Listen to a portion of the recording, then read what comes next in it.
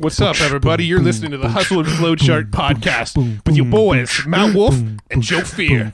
Check it. Yo, what's up? Dude, we're doing this intro right after we just talked to This Esther. is unheard of. This is insane because my brain isn't dead yet at the end of our podcast day. Yeah, no, I know. Typically, we do all of our intros at the end of the day after recording 4 interviews, and then we go back and go, what did we talk about on that episode again? But we're actually recording this intro right after we recorded the interview. So we should be able to totally say everything that Esther just told us. Of course. Go. Right?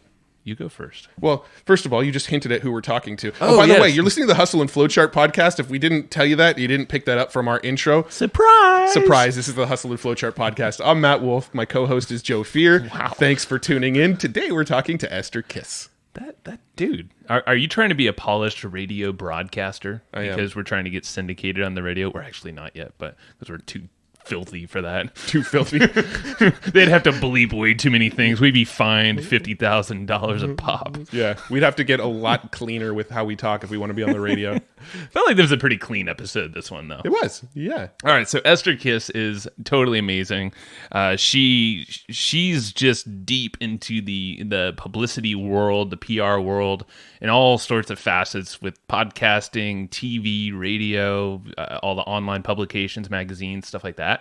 And this was a total, we talked about PR before with Andrew O'Brien, good buddy of ours. We took a totally different angle with Esther. And, so both of these episodes, I feel like can stand alone and be really well, if you just kind of combined what each are saying. Yeah. With this one, we really dug into how to get on podcasts, how to approach the podcasters, what kind of things you can do to help podcasters out so they'd be actually interested in having you. We talk about how to get into radio, how to get on TV, how to get on national TV. How to talk in sound bites. That's good for radio and TV. Yeah, so if you are going to go on TV, this is, we got some pointers on how to present when you go on TV.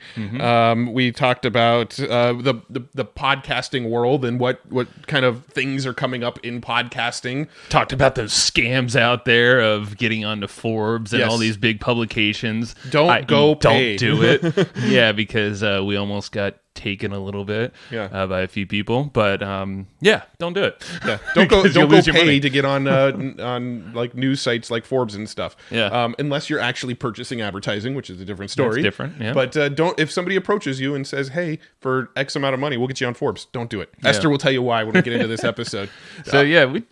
What'd you get? Go ahead. I was going to go ahead and start pitching our newsletter and our companions, but go ahead and say what you're going to say. You can pitch me on that newsletter. Here, I'll grade you. So it's just like you're pitching to a PR agency or something. Oh, now you put me on the spot? Yeah. All right, so if you're listening to this podcast and you're enjoying what you're listening to, you probably want to take some notes on it, right? Mm-hmm. Yeah. You want to take notes? I'm nodding my head. Yes. Okay. Yes. But the problem is you're probably driving, you're probably doing dishes, if you're like me, you're walking your dog, you're doing something that's making it difficult for you to take notes right now. Don't worry, we've got you covered. Yes. If you go to hustleandflowchart.com/comp, C-O-M-P, then we are going to hook you up with the notes from this episode. We take notes on these episodes and we share those notes with you. So any sort of tools, tips, tactics, strategies, other podcasts, people's names, all of that kind of stuff is takeaways, all action oriented. Yes, we take aggressive notes. Aggressive notes. There's papers torn. There's punches being thrown. But damn it, those notes are basically they should be printed on gold. They should. They're that good. Yes, but you can go get them for free if you act fast. If you go to hustleandflowchart.com/comp, you can get the notes for this episode, assuming you're getting the notes the week this episode was released. Ooh. The way our notes work is they're limited. They have a lifespan. Got to be quick.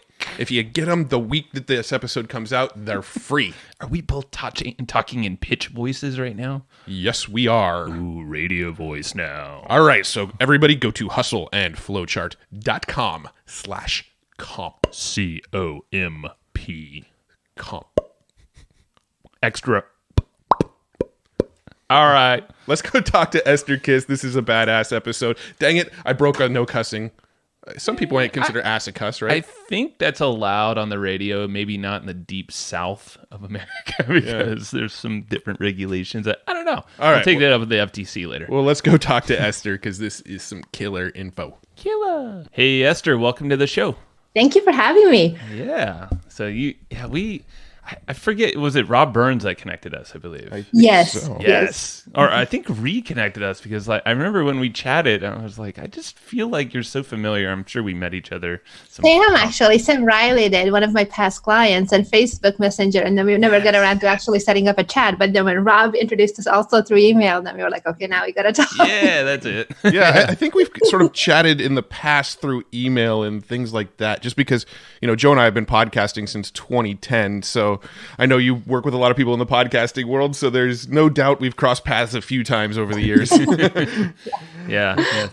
And now, I mean, I'm sure you're busy with all the podcasts out there because, yeah, I know we get introduced to all sorts of people, but it's probably is it a booming time for you in the podcast kind of PR space? Yeah, it's something that has been around for, I think, about 15 years now, but over the last 5-6 years, it's grown a lot, and particularly in the online marketing entrepreneurship space, there's just so many shows, and that's a very, very strong component of the work I do as well. We don't only do podcast bookings for our clients, we also do traditional media, but especially for clients who have niche businesses, podcasts are incredible. They really help you build a strong relationship with your audience, and it's great, for leads and sales as well. Yeah. Now I'm curious. Let's kind of take our audience back a little bit and kind of hear how you got started and how you evolved into this world of helping people get PR and get on podcasts and all the stuff you're doing now. What were you doing before this, and how did you kind of get into this world? Yeah, I'm a very curious kind of person. So I think that questioning nature led me literally quite around the world. I lived in 6 other countries before I moved to the US 12 years ago. And and my background is in business development and marketing. And I was doing acting at the time when I first moved here. I moved to Los Angeles for an acting school. And you know how they always say that out-of-work actors are always waiters? I really didn't want to do that. I'm like, oh, what can I do? But I actually looked up and it looks like you did some stage combat acting. Is that true? A little bit, yeah. Where did you find that? I was just really curious. Like, I don't want to throw you out, but like, how does that work really fast? Well, it's basically choreographed movements like fencing and things like that, which I wouldn't know anymore how to do today. But basically, it's like a dance where it looks like you're doing some kind of combat. Interesting. Cool. Yeah, I saw that. I was like, that's cool. All right, you can keep going. So, and obviously, it's especially when you're still in acting school or just out, it's very hard to actually make a living as a beginning actor. And so I thought, well, I can go back to my roots in business. And initially what I was doing was day trading, so stock trading really early in the morning, because on the West Coast, of course, it's 3 hours behind New York. So I was just I would get up like at 5:30, 6 a.m., read the news, do some trading in the morning. And that let me be available and free during the day for auditions or filming or whatever I had going on. And that went really well until the recession hit. And then I was like, oh no, what am I going to do now? And so I started to actually just in the beginning, grabbing anything I could, as a freelancer and really trying to figure out what to do. So I was doing subtitles for the movies and teaching Hungarian and like all these different things. And I started taking on coaching clients and helping them with what I knew, which is marketing and how to grow a business. And at the beginning, it was good, but I always attracted beginners, people who are completely in the startup phase. And I really wanted to connect with entrepreneurs who are successful, who are at a high level, who I've worked with previously before I moved to the US, like those types of people who have written New York Times bestselling books or built like really successful businesses. And so I had a brilliant idea with a really good friend of mine, Meta Miller. We said that why don't we start a show and we can start interviewing these guys and start building those relationships. I don't know what I'm going to do as a business, but I know that we need to start with building those relationships out first. And so, we had people like Gary Vaynerchuk and Perry Marshall and John Benson, like all the big guys on the show. And every time we would do an interview, at the end, I would say that, hey, I know you have this book coming out or you have this event. Would you like to be on other shows as well? And they always said yes. So I started connecting them and introducing them to other podcasters and, making these introductions for them to help them get even more exposure and not charging anything for it, just completely for free to help out and to invest in the relationship. And then one of my clients came to me who was doing Facebook ads for an author. And he says that, hey, here's this author who's a best-selling author already. Can you help him get on some shows, some podcasts? And I'm like, yeah, sure. And he's like, yeah, but this time you have to charge for it. I was like, okay, fine, I guess. Yes. So literally, I went and Google, like, how much does a publicist charge? Wow. And it turned into this thing where now I work with really some of the biggest names in our industry, like Ryan Levesque and Gary Vaynerchuk, and like a lot of up-and-coming thought leaders as well. And we help them get in the right media to help them share their message in a bigger way. That's super cool. What did you, I'm curious, what you charged when you first started? What was the number? Oh, I started at the high end. Oh, you did? That's good.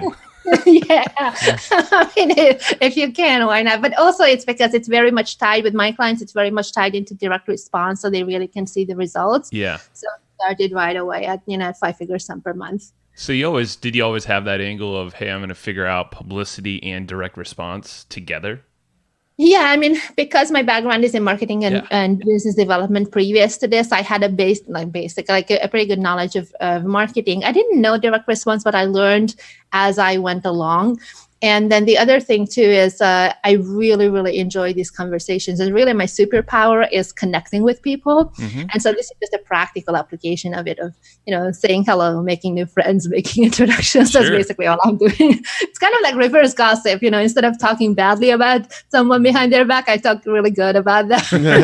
To the public on shows.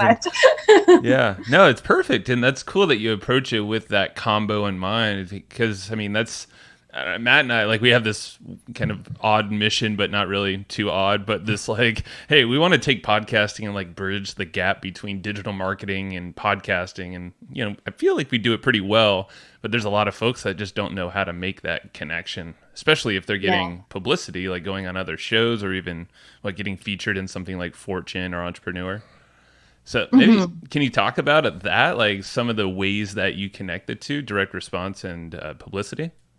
Yeah, so that ties into really understanding, first of all, what your goal is with your publicity campaign. For example, if it's for a book launch, that's something where you would plan way ahead of time, 3 to 4 months minimum. But if it's a New York Times bestselling campaign or something really big, 6-7 months is easy, depending on where you're at, where you're starting, how big your platform is. It could be as long as a year that you start planning ahead and understanding, what do I want? Do I want to ramp up pre-orders for my book, or do I want to have this publicity and being featured in Forbes and Inc. and Entrepreneur, wherever, TV, for the reason that I want to have more credibility with my market, and I want to have those cool logos on my website that Ascena and ABC and NBC, those are good too, It really helps, because the nice thing is that it helps with conversions at every single point throughout your funnel. It shortens your sales cycle. It builds more trust.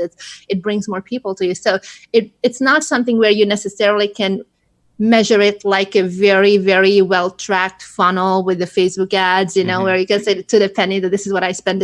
It's more comparable to, when you start dating someone and at some point, that you really like this person and you want to be in a relationship with them or you want to marry them. It's not like you knew that, oh my goodness, the way they smile on that particular occasion, that's what threw me over the edge. That's not how it works. But overall, the cumulative effect is something that we've seen with multiple 7- and 8-figure businesses where, for example, with articles like Entrepreneur or Forbes or Inc., any of those big name publications, they would use those articles as content in their ads and retarget the leads that they have with those content pieces where basically in the person's mind, it's like, well, I've seen this on the news, or I read this article. Maybe there was a TV clip that they turned into a video ad. And those kinds of conversions take client acquisition costs down by as much as 90%. And this works across the board, whether you are doing a free plus shipping book funnel or you're selling really expensive 6-figure services. Like some of my clients sell this stuff literally with one phone call and one email, because they use these publicity pieces to warm up that audience and put ad dollars behind it to put it in front of the right people. Got it. So walk us through specifics of how that looks. Are you using things like Facebook ads and promoting an article or a clip, like you said, like a video clip, and promoting that on all these different channels? Yes. So just to be very, very clear, Facebook ads are not my expertise. This is something where I help my clients with the strategy and what they can do with the specific pieces that we got for them. So when I start working with somebody, let's say they tell me this is the message, this is the goal, this is what they want to accomplish. Let's say we get them on a couple of TV shows, we get them featured in Forbes, an article on Inc., those kinds of publications, a handful of podcasts. Now, once these interviews are published, we collect all those assets. I track them all in a track sheet and look at which are the best ones that content-wise would make sense to really start warming up cold leads as well. And so we can look at what can you put on social, what can you put in your autoresponder, what will you just send out as a broadcast news email, what are some of the things that you should definitely use as ads, and then their team or their marketing agency, whoever they're working with, implements that side to actually use that content for the advertising side. Got it. Interesting. Okay, so if like someone wanted to do this, like where would you suggest someone to start who's listening with publicity? You know, maybe they haven't been on a podcast or been featured anywhere, but they're really wanting to. Where should they kind of go? So the first thing, and nobody likes to hear this, is to start building your relationships first. It's very hard to go to a really popular podcast like, Smart Passive Income or whichever really big one you want to be on and say that, hey, I just started my business yesterday. I want to be on your show. Yeah. It doesn't work like, first of all, there has to be a story. There has to be something that is proven, where you have a track record, where you have some kind of transformation that either you've gone through yourself, let's say if you're just first starting out in your business, or you have clients that you're able to produce these results for. And then what I would recommend is start connecting with podcasts for sure, with the smaller shows first. Now, I'm not talking about the tiny ones. And for those of you guys who have very new podcasts, just bear with me here because in the podcast industry, there is even a phrase for this called pod fade. Where people who get excited about the idea of podcasts, but it's just general with any content marketing, right? They do it for a couple of months, 3 months, and then they're done. And then you don't want to be in a position as the guest to do those interviews on those very new shows that really hardly have any audiences, if at all, and then potentially your interview never even gets published. So one of the things that we always look at when I book my clients on shows is to make sure that it's at least a mid-sized show, or if it's smaller or if it's newer, at least 3 months that they've been consistently publishing. And even with the newer shows, what I like to look at is who is the person who is hosting it? Have they built a successful business before? If they have, that's a good sign, because we know that they didn't build it, they didn't win that business over, in the lottery. They built it because of consistency. So that really helps screen out the good opportunities from the bad ones. So podcasts are really, really good if you have a niche business where it's not a mainstream thing like fitness or weight loss or something that would be interesting to the average person on the street. Podcasts are for sure really, really good for getting leads and sales. And then once you start booking those shows, start with the smaller ones and then work your way up to the bigger ones. But you can start already today with building your relationships, even with the biggest podcasters. And that just simply means like going on iTunes, leaving a review there, joining their Facebook group, supporting them, reaching out to see how you can help them in some way without pitching them anything of what you do, and start building a friendship with them. And then when the time comes, when really you have some traction and a proven track record, and if you have a good story idea for their particular audience or good expertise that would be relevant, then pitch yourself for sure. So that would be the first thing, podcast. And then the second thing is that if you're looking for the credibility to have those big name media logos on your website and to be able to use that with what we talked about with in your content marketing and in your Facebook ads and everything, then I would look at TV, radio, and then the magazines, depending on your niche. If you're in the business space, obviously, then the Forbes, Inc., Entrepreneur, those kinds of things. Otherwise, it might be like Elephant Journal, Mind, Body, Green. Medium is easy because you can get your own thing there. Thrive Global, which is Arianna Huffington's company. After she sold Huffington Post, she started this one. So those types of publications that will really, really help as well. Got it. Yeah. So podcasts, it seems like even in any niche, if you get niche down enough, I'm sure, there's probably a show waiting around that has a pretty captive audience. I hear this all the time from people who come to me initially to discuss working together. Like, I did that podcast, like 2 years ago, and I'm still getting leads from it. It's fantastic because they live forever. It's very much unlike a TV show where you were in the morning news and then it's gone literally the next minute. It's not covered again. Although with that, even with the strategies that we talked about, you can get the clip and then use it in your ads. So there's ways to make that evergreen also. Yeah. So what sort of advice do you have for people once they get on a podcast or get into the media? Because I mean, I can't even count how many times somebody's come on this podcast and at the end we say, you know, where do you want to send people after listening to this episode? And they're like, oh, they could just go follow me on Twitter. You know, like, is that really the biggest benefit you're going to get out of this podcast? So what do you recommend people do after getting these opportunities? That is such a good question. So for anything that is online media, like a podcast or a YouTube show, Facebook Live interview, people actually expect you to have an offer for that audience. More often than not, it's a free offer. It's not like a JV webinar, but you will have an opportunity to recommend something where they can take the next step. And so the key to make this successful is, well, first of all, start with something that people actually want, right? So you're not testing this on the podcast, but you've already been running ads through it or tried it organically, and you know that this is a piece of content that people want.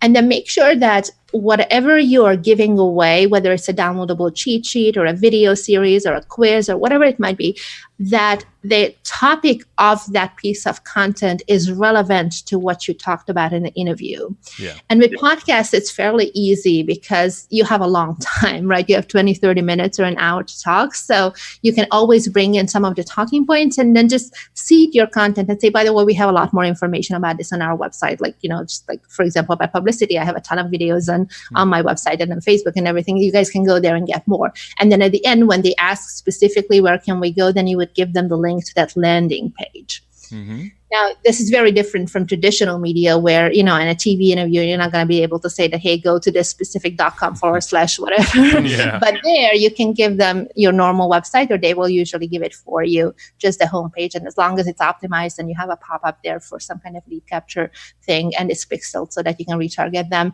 you'll be able to monetize that way as well.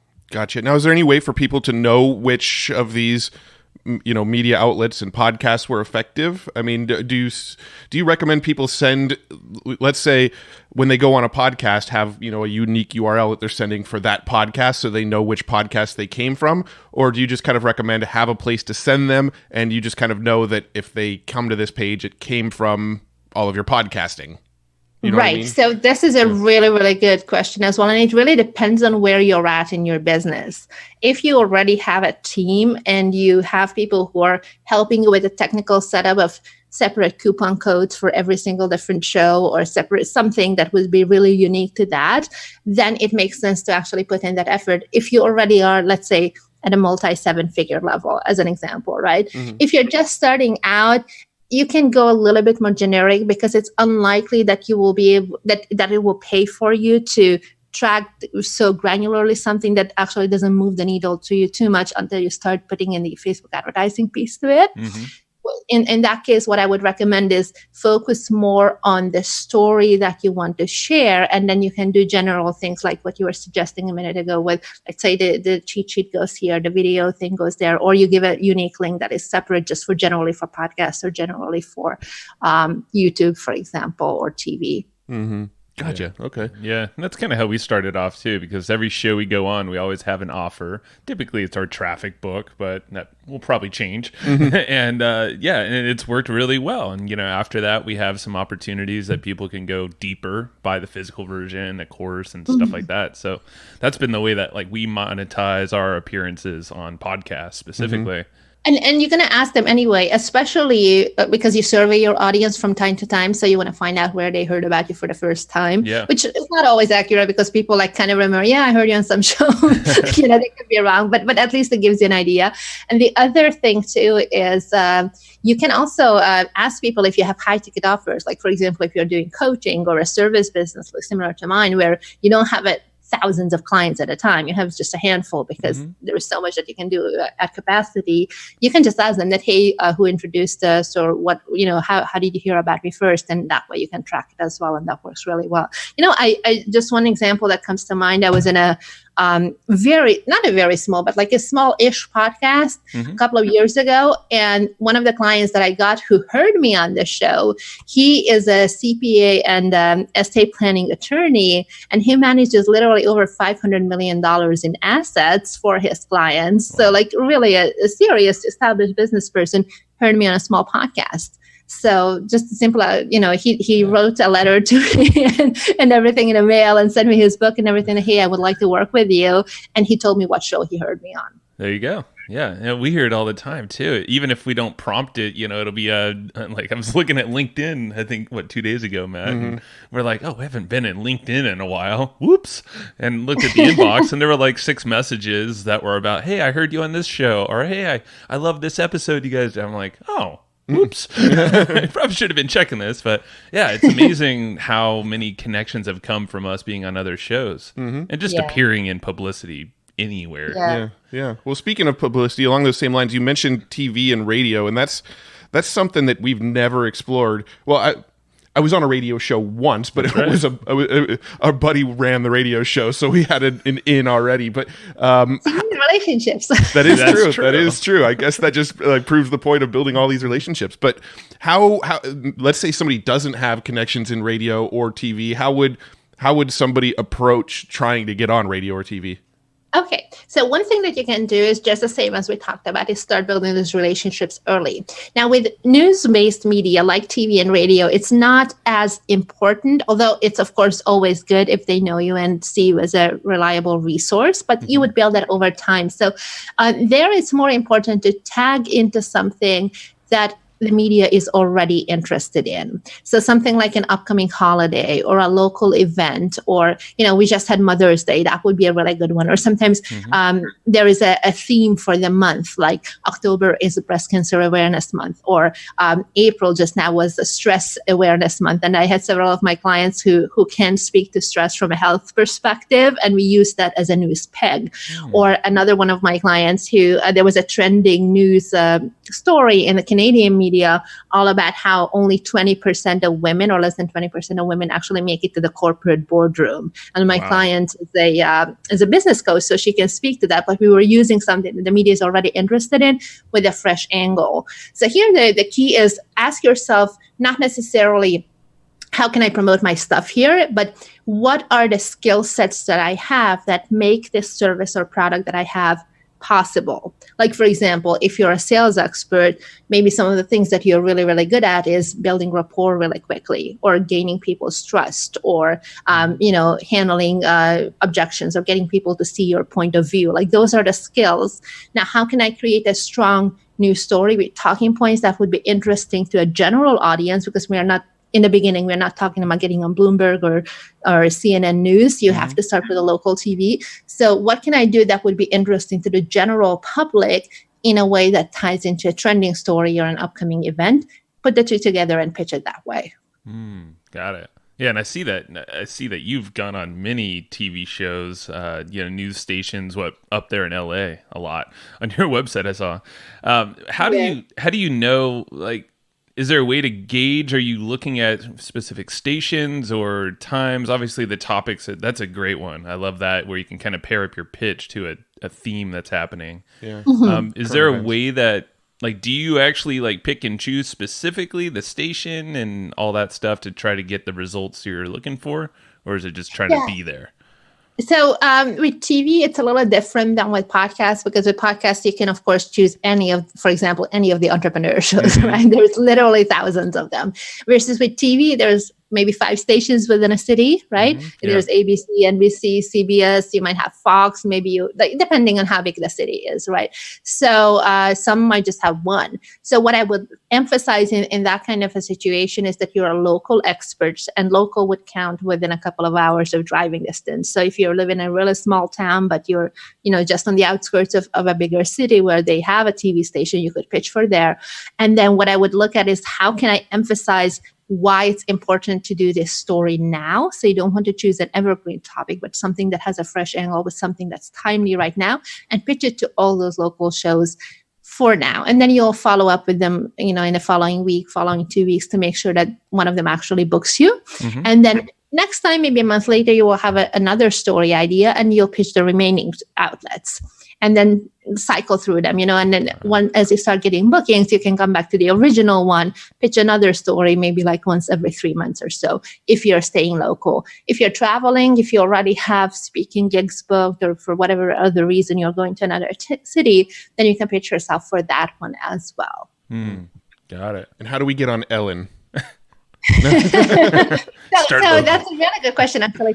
So what you want to do, because with national TV shows, and we've got clients on national TV shows as well, the producer there is not in a position to actually book you unless they know for sure that you're, first of all, someone who can speak in sound bites, who has interesting content to that audience, and who's also able to work in a very, very fast-paced environment, because a TV interview is 1.5 to 2 minutes, right? 5 minutes tops, and that includes the questions. So you really have to know how to share your message in a very succinct and entertaining way. So what they look at when they start looking at who would be potential guests is, what kind of TV have you done before? Okay. So this is why we are starting with your local market. Got it. So the local market is kind of like the stepping stones to getting to that someday. Correct. The only exception would be, of course, if you were eyewitness news, and then some like horrible breaking news story. Sure. Yeah. So who, when you're going for TV and radio, is there a specific person there? I know you just mentioned producer. For someone like Ellen, they don't actually do the booking. Is it a producer you're looking for TV and radio? Yeah, so usually it's either the producer, the segment producer, or the executive producer that you want to talk to, depending on the show and how many producers they have working on that particular media outlet. And then the other thing for radio also, it's usually, so this is for TV, and for radio, it would be either a producer or a news director that you want to reach out to. Gotcha. Now, is it ever a good idea to purchase PR? And let me preface this. We've actually had a few opportunities come up in the past where people have approached us and said, hey, I can get you into Forbes. It's going to cost you X amount and we'll get an article written up on you in Forbes. We've had that kind of scenario pop up a few times. We've never actually done it. But I'm curious, what are your thoughts on actually like paying for getting in the media? My thoughts are don't walk, run. So this is typically a scam. Like, first of all, let me just clarify. There is paid media that is actually legit versus paid media that is the fishy kind. What you described sounded more like the fishy kind. Let me real quickly. So with TV, they do have sponsored content where it exactly looks like news, but they will say that this segment was brought to you by such and such company. So that's something that usually you can do in a smaller TV station locally, and you will pay for that spot, and they will produce it as though it was real news, but legally they are obliged to say that this was paid content. So this is something where you have a very, very competitive topic, like let's say April 15th is the tax deadline and all the CPAs are pitching themselves for the station, So then the one that is actually willing to do sponsored content, the station is going to go with that rather than interviewing them for free, because they already have a lot of that type of really legitimate experts, might as well make money on it. So that's the thing where you can do it in a legit way. But generally speaking, I recommend against it, because the whole point of media is to build trust. And in order to build trust, it's imperative that you didn't just buy that spot. You really are doing it based on merit, right? What you described there with the Forbes articles, actually Forbes and Entrepreneur and all these big business publications, they do have a section where you can advertise in the magazine. And it may look like an article, but it's going to say at the top that it's an advertisement. They have to legally say that. What you're talking about, though, is where they have writers who are columnists who write for that magazine who have been pre-approved already. And, they have to still pitch the topic to the editor, but most of the time it just goes through without anything. And sometimes, but they don't get paid for it, right? Forbes has changed this recently, because before they had a lot of contributing writers that were not paid. Now they let a lot of them go, and now they pay everybody. But then also those people are evaluated based on traffic and how many clicks they're getting to the article. So that's something to consider as well when you're pitching your story. Like, really, is it newsworthy? Is it something that people want, right? Interesting. But as far as the unpaid contributing writers making money on the side, that's a really, really not even gray, but more like a black area, because it's actually against the terms of the publication. They've gotten approved to that column for providing content based on merit with whoever or whatever they want to cover there, not for secretly getting paid for it.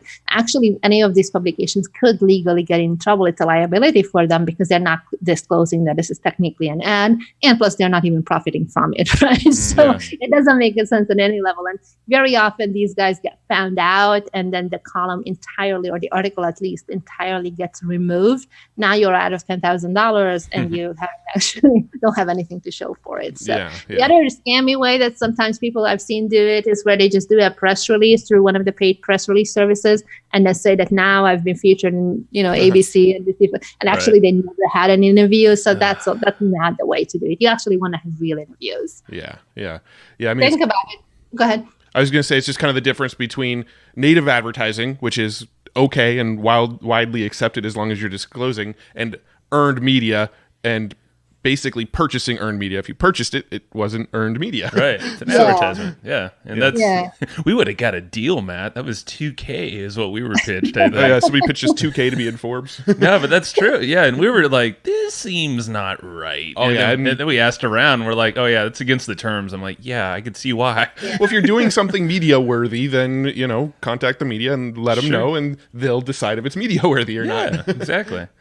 Yeah. Absolutely. And that's the other thing too. Forbes actually has a whole other section, which is a separate company called Forbes Coaches Council, where a lot of entrepreneurs are able to apply to that, assuming that they have at least a 7-figure business. And I forget what their exact guidelines are, but they have a certain set of criteria that you have to pass through and then pay to be a part of this Coaches Council, where now then they guarantee that you are published, say, 5 times a year or something like that. Like you have a few articles a year.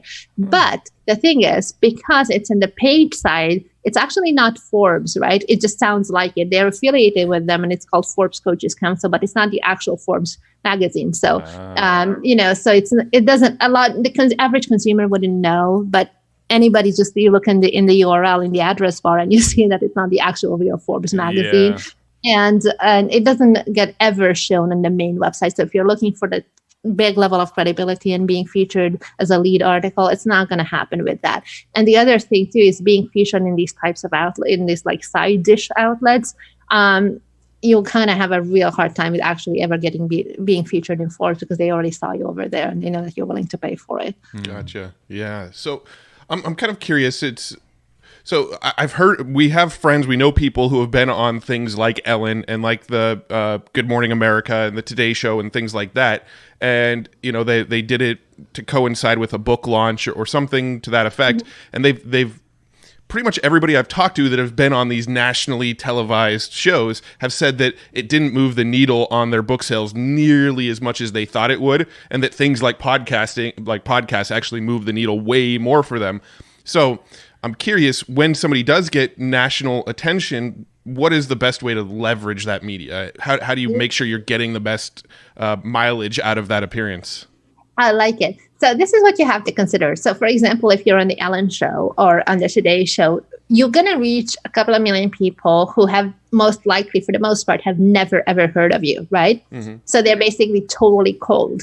Now, you might have excellent media training where you are really entertaining and a wonderful guest, and the book is something that appeals to the masses. It really is the kind of, book like we talked about earlier with weight loss or fitness or something that a lot of people would be interested in, or maybe a personal development book, right? Something like that where it really is interesting, not just to a small section of the population. You will definitely see a spike in your traffic to your website. And then it's up to you and your sophisticated digital marketing strategies to follow up through them, because all they saw was one time. It's just like when you have a physical product, in an e-commerce store, but you have a 1% conversion. It's not like 99% of your visitors will go away after one, and then you retarget them and start getting them back, especially if they've gone through even to the step in your funnel where they would maybe put the product into the cart. So if it's something like that where they have a book launch, what I would look at is, how can I leverage this? Take that video clip and now use it as a Facebook ad and retarget everybody who already expressed some level of interest through your Facebook fans, through your email list or anything else, and then put this Ellen Show episode or Today Show episode in front of them to get those guys to buy. The other thing that you can do is take this video clip and a couple of others, ones that you have together, and make a media reel out of it. First of all, put it on your website. It's a huge credibility builder. Secondly, you can use it to get speaking gigs at really high-level conferences, or if you're the kind of speaker who likes to speak at Fortune 500 companies, this is something that will really, really help with that as well, because they see you as someone super, super credible. That's super smart. Now, is there any sort of copyright implications? Like, what is the legalities of using clips from something like Ellen or the Today Show on your website? Okay, so I'm not a lawyer, but actually, if you think about it, it's the benefit of the show. It benefits the show as well. The more you advertise it and promote it, the more views they will get generally to the show as well. So I've never had an issue with that as far as putting it up on my YouTube channel or Facebook or on my website or anything like that. None of my clients had either, because it actually helps the show as well. I will say that one thing that actually got pulled down once from Facebook was, do you guys remember when United Airlines had that huge scandal where they dragged the doctor up? Yeah. So it was a huge trending national news story. And I went on TV in New York City to talk about it. Like, how can the airline handle it from a publicity perspective? Now, in the B-roll, while they were interviewing me, they showed that viral clip that one of the passengers taped with his cell phone. And so that was part of the story. And that was embedded in the entire interview as a video clip. So I put it up on Facebook. It was living there fine for like a year. And then suddenly I get a notification from Facebook that the company that bought up that viral news clip, that little insert in it of the passengers, they were claiming copyright. It wasn't the news station. Wow. So someone owned that clip, and then they're like, hey.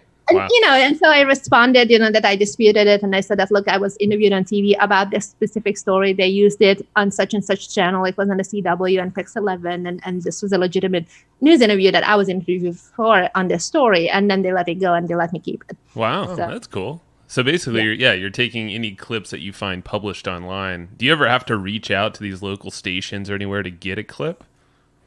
You can. Most of the time when they confirm that they want to do an interview, they will say if they don't have it or it's not available, they'll say that we don't provide clips, whatever, put your DVR ready. Usually what we do is I tell my clients, don't worry about it, because I'm going to reach out to them on your behalf after you've done the interview.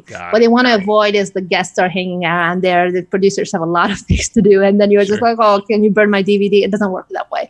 But usually you can get it. And if they're not able to give it to you, or they don't put it on the website, where you could just do a screenshot, right, of like a ScreenFlow video capture. The other thing is that there's a lot of these paid services like Cision or TV news clips, I think it's called, but like for $60, you can tell them the time when you were on that interview, the time and date and the station, and they'll be able to pull it up and get it to you. So they have records of all that stuff. Yeah. Got it. Everything is being recorded everywhere. That's true.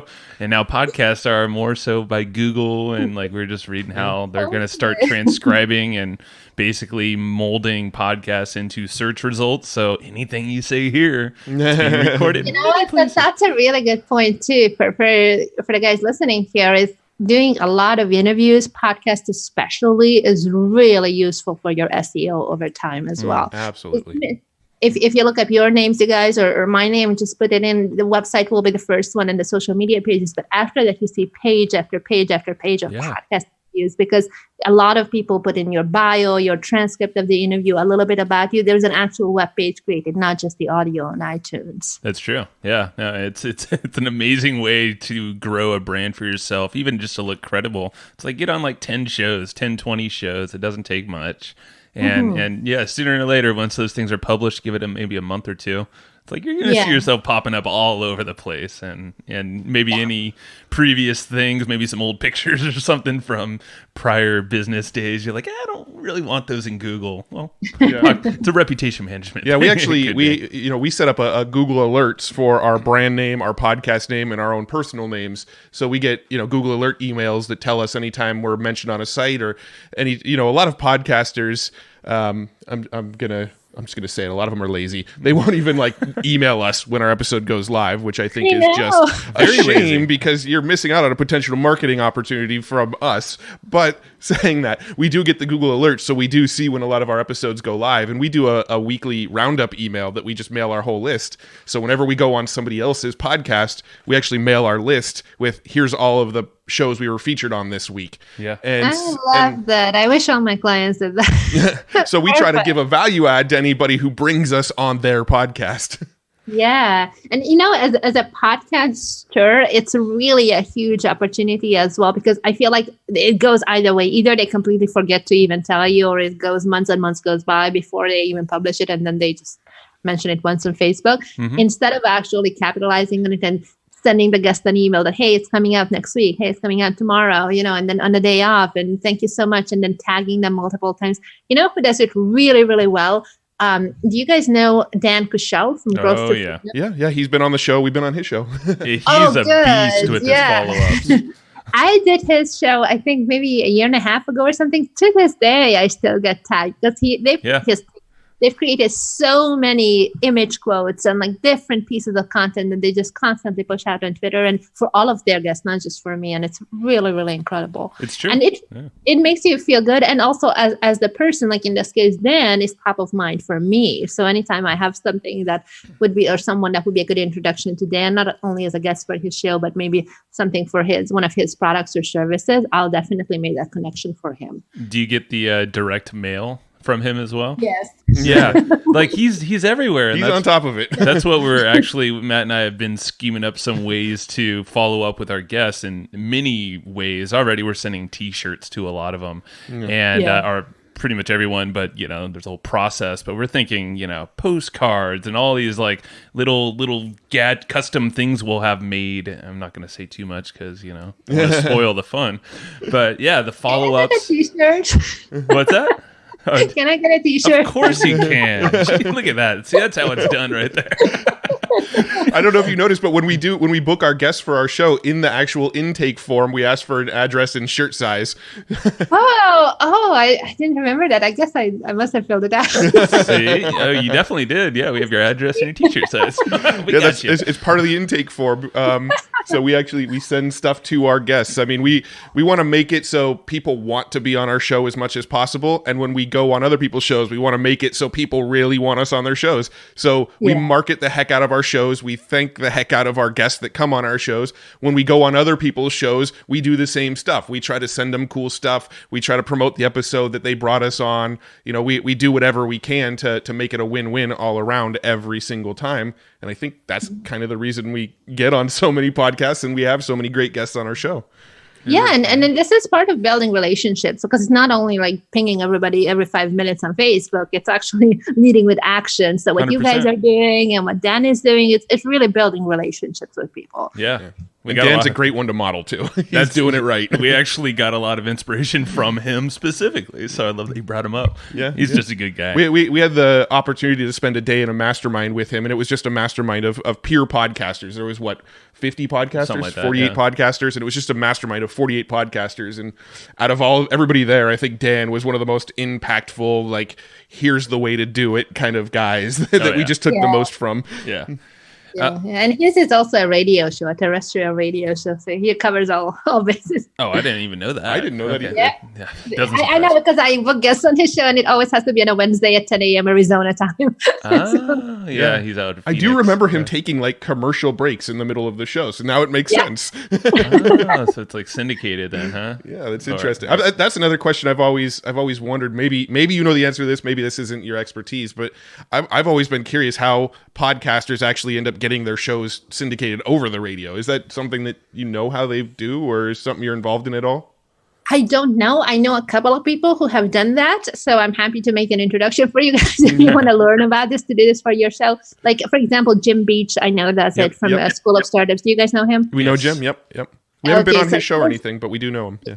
You know what? His show is syndicated in 24 different AM and FM stations, as well as all the online platforms. So he has now over 200,000 listeners a day for his show. Yeah, no, he's crushing it. Is what we learned. I'm not gonna. He's got a pretty sweet sponsorship with Wells Fargo too. Yeah. Well, I mean, it's not a secret. It's like you can hear it on his show. No, he's doing well. I think it's all the radio syndication part of it. Yeah. I don't know if we'd ever get syndicated on the radio because we cuss like sailors on a lot of our episodes, but you know what? That's something I'm glad you brought that up, because that's good for our listeners to know as well as a guest. Okay, so this is something that just, again, comes back to legalities besides the personal taste of the show host is, the radio shows are regulated by the FCC. So you can't actually, so you can't actually say things like that because that station is going to get fined. Right. And depending on how big of a market they're airing their show at, depending on what time of day it is, like how many listeners they really expect, it could be as much as $50,000 per occurrence. Wow. It has 10 times on a show that's $500,000. Yeah. This is why I love podcasting, because at the time it's not regulated. Yeah, and I don't think I don't think radios will be too happy with us with our current the radios. Yeah, I don't think they'd be too happy with our current format, just with the way we talk sometimes. It's another thing too, and as a guest, it's good to know, just as a courtesy, ask the person who is hosting the show, even if it's a podcast where technically there is no laws or regulations against it. Yeah. Just ask, what is the audience like? I know a lot of YouTubers are really super aware of that as well, because Google is so family friendly. Mm-hmm. They will even beep out if somebody says something like that, even though they're not required, but they want to do well by their audience and then also for their own search results. So one thing that you can do is, like, I have, for example, one of my past clients is someone who F-bombs are flying out every second of her mouth, but when her kids are around, she's talking like a little angel. Wow. So it's really just a matter of self-awareness. How does she do that? That sounds like me, actually. I've got 2 little kids too. And like when I'm in business mode and we're networking with people and we're on the podcast and we're doing stuff like that, I have no filter. When I'm around the kids, the filter's on. Yeah, no, I guess it's just some embedded thing in us all. But I do that. I do have this theory about podcasting and radio that we are going to just over time just see them merge. They're just going to become one industry over time. Because you're already kind of seeing it where podcasts are getting syndicated over the radio. You're already seeing pretty much every radio station on the planet is repurposing their radio episodes into podcasts now. And I think what you're going to find is you're just going to find that those 2 industries are just going to eventually merge, and it's just going to be one industry. Mm-hmm. But I'll be really curious to see how it goes, because there is something to be said, for traditional training as far as being a broadcast journalist, right? So a certain level of skills to do interviews that is required on radio. That is maybe not something that is a requirement for podcasters, which is cool in the sense that everybody can do a podcast if you just decide. It's really inexpensive and fairly simple to set up, on a technical standpoint, right? It's not like you have to have a big studio and the whole shebang for doing a radio show. At the same time, they not just the interview skills, but also, for example, what you were saying with Dan doing the commercial breaks on an 4 times during that 1 hour that he interviewed you. That's something that is also a skill as an interviewer, knowing that in the next 5 seconds, I gotta go to a commercial break. So I'm not going to let my guest go on and ramble. True. So that's something where I think it's possible that the 2 will merge, but podcasters have to step up their game to be able to participate in that and become really, really good interviewers. Challenge accepted. No, but Dan, you're right. Yeah, thank you. Yeah, Dan, I do remember now, he was extremely polished. Yeah. And I was just thinking of his style, and you just reminded me, it was very deliberate. He's polished. He knows what he's doing. He has this schedule. He knows when the commercials are coming. We knew they would come, but we're like, okay. Yeah, no, he's led us well. You could tell he knew the timing of everything very well, and he knew when to switch topics and when to move on. And it was good. Yeah. I have a question about your thoughts on how, like, when someone goes on TV or any of these other formats that aren't podcasts, where it's a long form, uncut media, typically, like you said, obviously having a good story, having a good transformation moment or something to relate that way, but the whole soundbite talk, like, how does someone train to speak in sound bites? Do you have some principles around that? Yeah. So it's just practice. I have two tips there. One is just very quickly, the technicality of a soundbite is basically they ask you a question and you answer the question in a way that part of your response includes the question as well. So they ask you, where did you go to school? I'm not going to say in Paris. I'm going to say I went to school in Paris.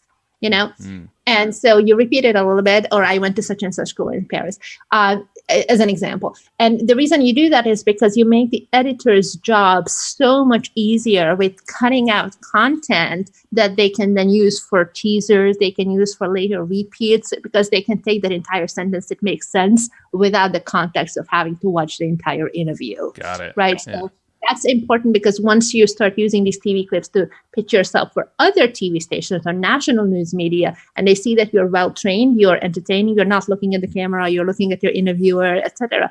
All of those things are important so that they have the confidence to book you in those really, really big outlets. And then the other thing is, as far as the content, you're not going to be able to share your whole story of this is how I came to be and this is my big, long entrepreneurial journey in a 2-minute TV interview. And that's not the point anyway. What you want to do is think about, what is my goal with this interview? Am I going to talk about a particular event that is coming up? Maybe you have a conference that is in town and you're promoting it ahead of time on local TV stations. Or maybe you have a book that's coming out, and you want people to buy. Of course, with that kind of thing, you will be able to have the book there. Or if you have a physical product, often they will include that as well, because they like when it's not just a talking head interview, but there is something that's visual to that. And then what you want to do is think about, okay, these are my goals. Here are the 3 to 5 talking points that I want to cover. These are the most important things that will be important for that audience, not only so that they get educated and they get entertained, but also that they want to take the next step with you. So it just goes back to asking yourself ahead of time, what do they need to hear and believe in order to want to move forward? And how can I help them go in that direction? Got it. I like that. That's Very perfect. cool. Good advice there. Well, before we wrap up, I want to ask a little bit about your business and sort of what you look for in your clients, because I know you mentioned that you kind of work with a very sort of small group of clients so that you can really work hard for the small handful of clients that you do have.